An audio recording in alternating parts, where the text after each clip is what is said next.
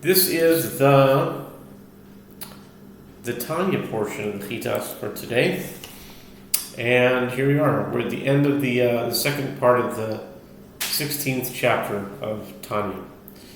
Our sages of blessed memory hinted at this principle stated here, that the Tevuna, love, too, has the power of elevating one's Torah and mitzvot. When they said, the Holy One, blessed be He, joins a good thought to the deed. The simple meaning of the phrase, that when one intends to do a mitzvah, but is prevented from doing so, God ascribes it to him as though he had actually performed it, warrants the expression, Torah considers him as though he had actually done it. The explanation, however, lies in the previously mentioned principle.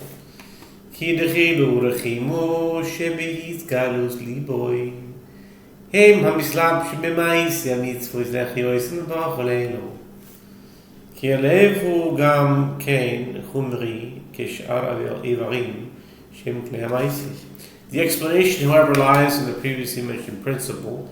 It is the revealed fear and love of God in the heart that vest themselves in one's performance of the commandments, giving them vitality to soar on high. For the heart is also corporeal, like the other organs of the body, which are instruments of action. Which are the instruments of action?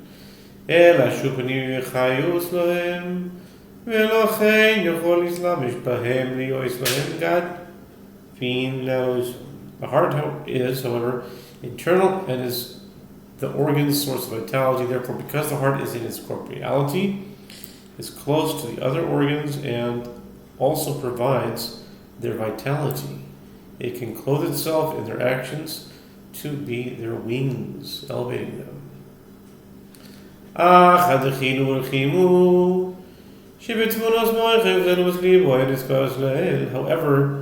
the aforementioned fear and love that are in the intelligence of the brain and in the recesses of the heart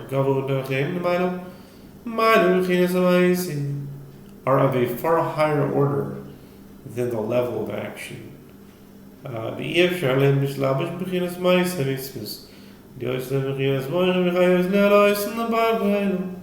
Therefore, they cannot clothe themselves in the performance of the commandments to become their intellectual power and vitality, to elevate them, so that they may soar on high. If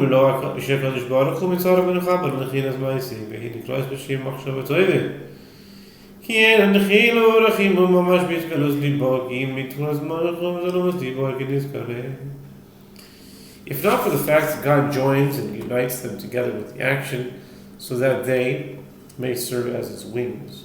They, the Tefuna, fear and love, are called good thought, for they are not actual fear and love in a revealed state in the heart, but only in the intelligence of the brain and the recesses of the heart, as mentioned above. Since they express themselves in the mind, they're called good thought.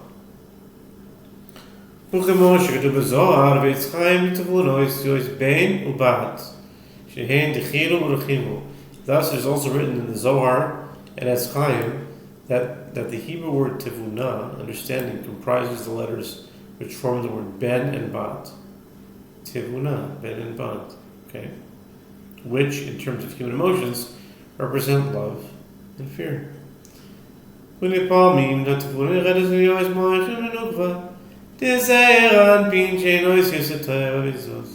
Sometimes the tevuna descends to become the intelligence in the feminine aspect of the small image, in the Zeir Anpin, meaning the recipient of the divine midot, or attributes which are referred to collectively as the smaller image, which in the human sphere refers to the letters of the Torah and the mitzvot. Okay. The initiated should understand, meaning the Kabbalistic references contained in the note will be more fully elucidated in the course of further study. Ach, tziruf Nice.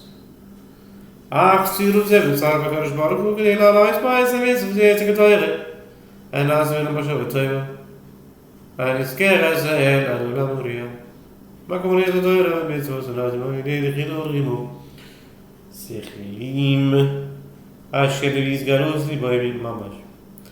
אבל בלעם אינם יועלים לו אלא בצירה על ידי חינוך לימודים המשתונים המסודרים בלהם כל יזכר גדול נויסם כמו שיתפר לגמרי מהריכוס. But God affects this joining of tevuna to action in order to elevate the performance of the commandments and the Torah study, which are carried out through the influence of the good thought that tevuna mentioned above into the world of Bria. The world of Bria being the level to which ascends the performance of Torah and mitzvot, when motivated by a fear and love deriving from one's meditation, and which are truly revealed in one's heart. However, even without this joining, they rise to the world of Yetzirah by means of the natural fear and love, which are latent in the heart of all Jews from birth, as will be later explained at length.